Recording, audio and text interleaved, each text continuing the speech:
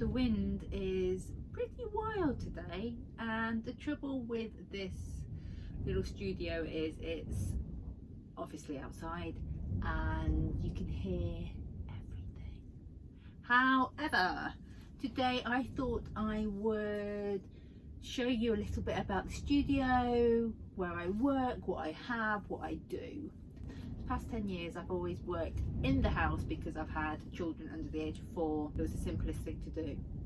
Now, last year I converted some of our workshop into a little office where I now have all the sewing machines, all the fabrics, all paper, everything I need to work with clients and generally design lingerie. What do I have? I have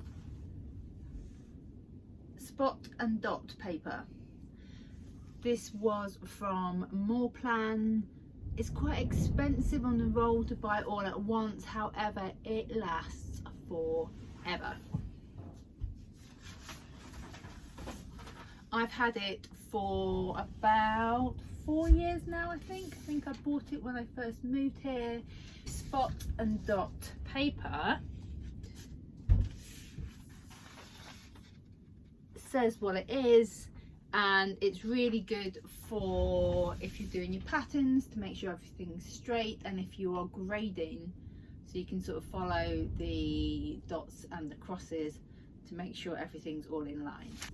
Fabric weights, there's a host of books for when I'm doing talks about lingerie. Regarding fabrics and trims, when I ran Banjo, when it was just solely me running Banjo, just selling underwear, and that's how I made my money, I used to have my whole studio with rolls of fabrics and trims. Nowadays I try to keep it really small because I've realised buying a fabric and making lingerie are two separate things that you do. So I always carry black mesh, black power neck, black gusset lining, black denier, black elastics, black straps, and I always carry rings and sliders in the width that I always need, so they're always a constant. So this is the only roll of big fabric that I have, and it is just black mesh,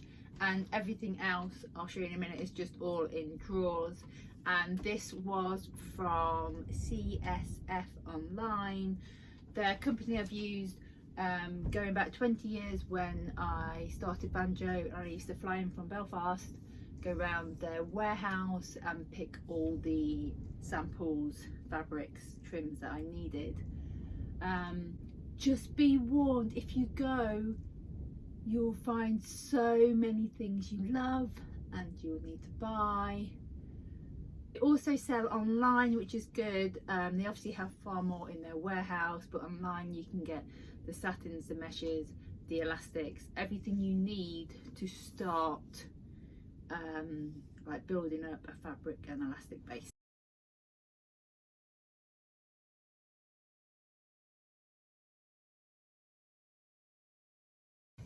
I do have a list of things usually in order I like to make.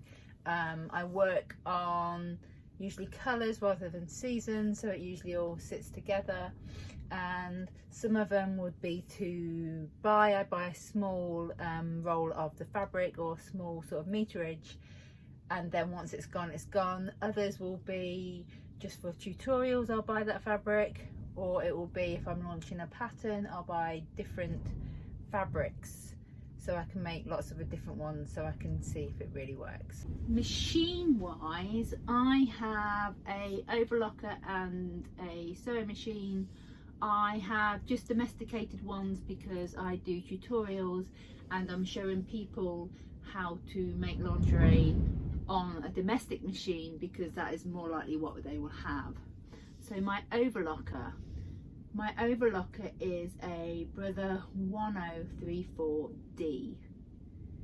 I often take out the 4th needle, so the outer needle, so it becomes a 3-needle machine. This just makes a narrower overlocker, which is a bit better for lingerie. So I usually have cotton threads, and then I'll have a polyester thread, which is a bulk thread, which is slightly softer and stretches a bit, so when it's worn on the body it then tends not to crack and to break. My sewing machine is a Brother XL 5500.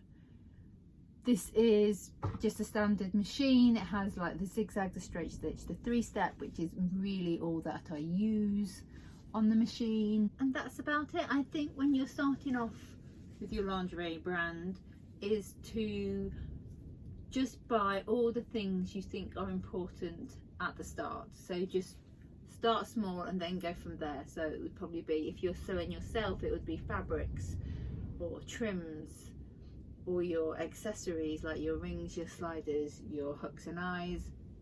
Keeping them all the same as well helps on volume and the amount of stuff you have to buy, unless you're doing one-offs. I think when you start out, you can just start from your kitchen table or your desk. You don't always need a separate studio, though it does help to get everything out the house, out the way. When I first started Banjo, I just used my spare room and had everything in there, and just used the floor as my cutting table, because that was the biggest area that I could cut on. If you are stuck on what to buy, where to start, please get in contact and I will help you as much as I can. Thank you.